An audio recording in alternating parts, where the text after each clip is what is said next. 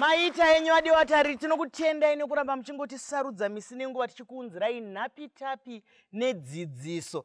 Tinoda kuti muremekedze kusiyana kwemaonero, kusiyana kwemafungiro, ndiko kufamba kwebasa redu. Tinozviremekedza zvese izvozvo.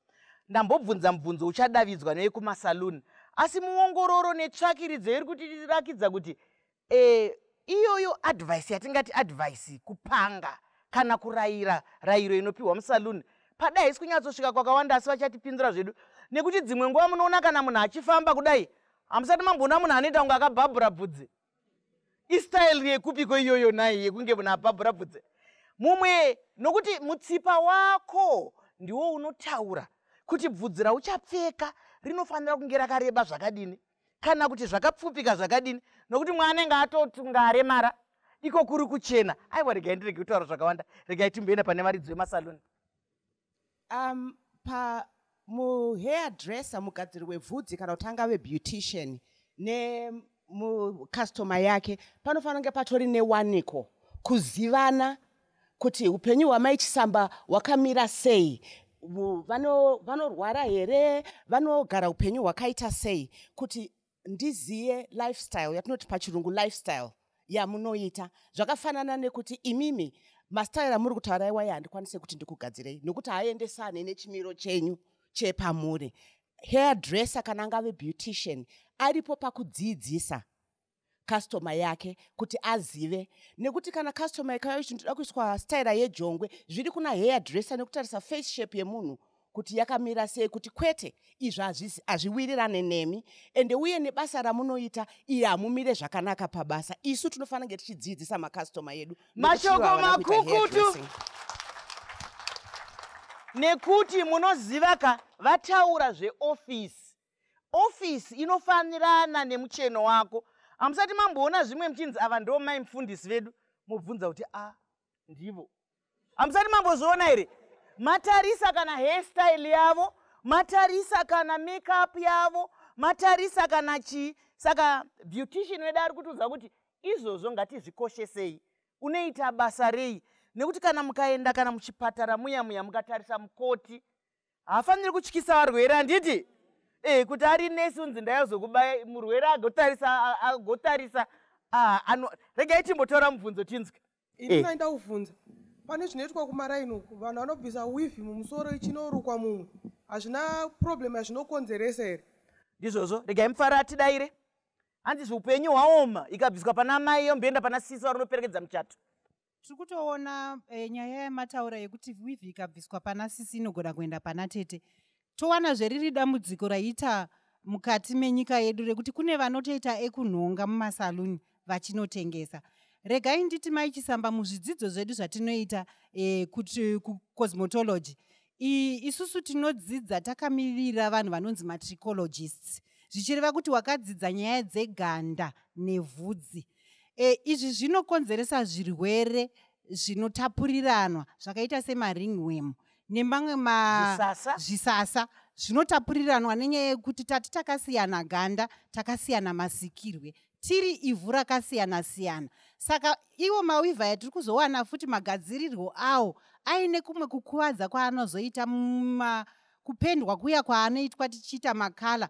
Mukatarisa imwe inenge iri tsvuku-tsvuku, imwe iri black, zvichida haiwirirani neganda renyu. Saka izvozvo ndo zvatiri kuti zvakachitaurwa nemumwe wedu pano, zvanga zvichitaurwa chinzi tsvakurudzo yaunoita neclient nekuonesana. Tinoiti pachirungu consultation and analysis, kutarisa tichitaurirana, tichitarisa vhudzi remunhu nescalp kuti zvine kodzero here. Asi zvakanaka mumaraini kuti tisatore vhudzi rabva musoro memumwe, weave tichiisa musoro memumwe. Mashoko echenjedzo, endererako mberi.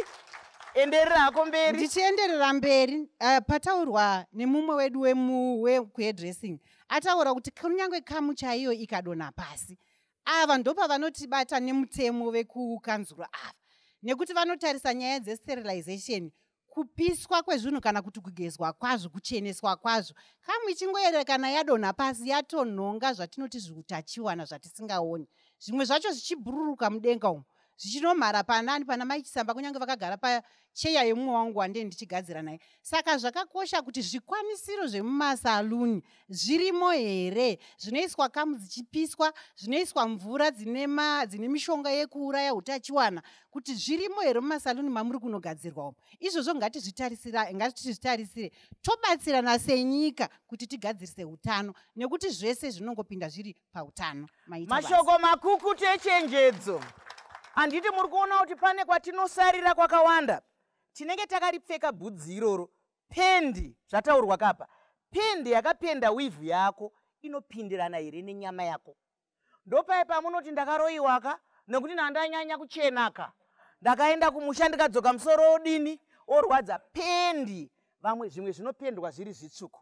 Zvimwe zvinopendwa mazano mukatarisa bvudzi riri kuya ari makala akasiyana siyana.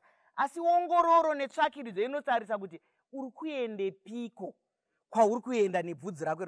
Ndosaka muchizoona vamwe vachizonzi vandidherera stereki ndirambuya ini. Mandionei kunditi tsvetsve. Pane rimwe rinoisirwa kukuza. Pane rimwe rekudaidza. Zvino pamwe hatizvizive. Tangotora kala yekudaidzaka. Vamwe vanogugla vachiverengaka kuti ukaona aisa kala iyi ari kuti ndioneiwo nai.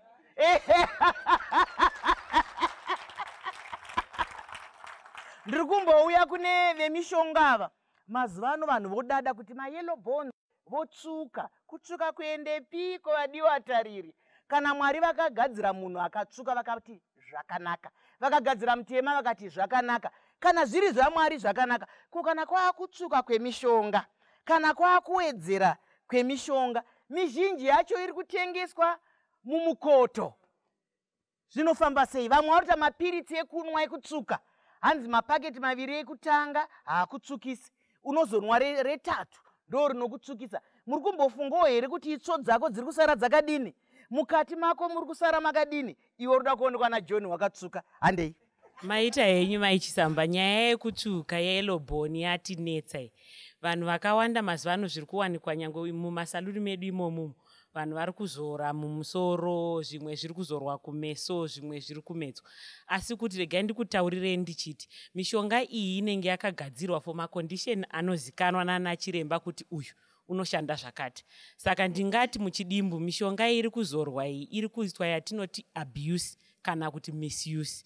Ine zvainofanira kushanda asi yakuwanikwa ichishanda zvimwe zvisiririzvo. Saka tiri kuuya kwamuri tichiti kana tikabatana tese senyika tese tikaziva, tinoziva kuti mushonga uyu ukauya uchitengeswa ndinofanira kuupiwa nadhokta, ndinofanira kuupiwa napharmacist. Asi kana ndakupiwa nemunhu ane ruzivo here rezvaari kundiudza, kazhinji kacho kusashandisa zvakanaka ndo kuri kuitika, yatinoti iyo misuse or abuse yemushonga. Mashoko makukutu ari kutaurwa ndo zvaakuitwa nevana vedu kana tiri panyaya dzemushonga.